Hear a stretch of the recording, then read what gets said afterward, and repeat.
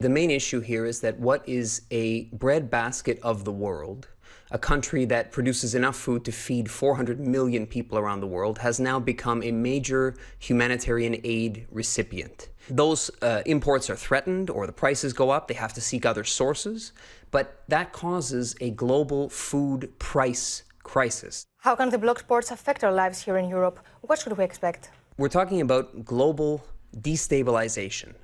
But right now, the world is radically different. If you just think back to 2008, there was no war in Syria, there was no war in Yemen, there was no war in Ethiopia, there was no COVID.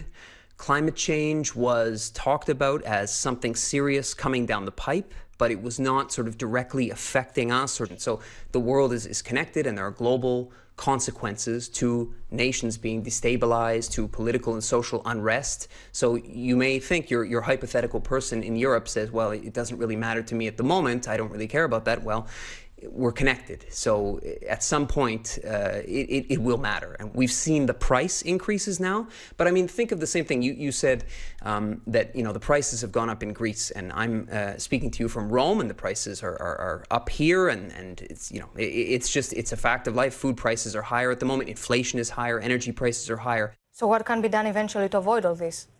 We need an immediate reopening of the ports. I mean, 98% of the grain exports that were going out from Ukraine and from Russia were going through the Black Sea. So if those ports are closed, yes, there are alternative methods, but not at the scale that is needed to keep prices from skyrocketing around the world.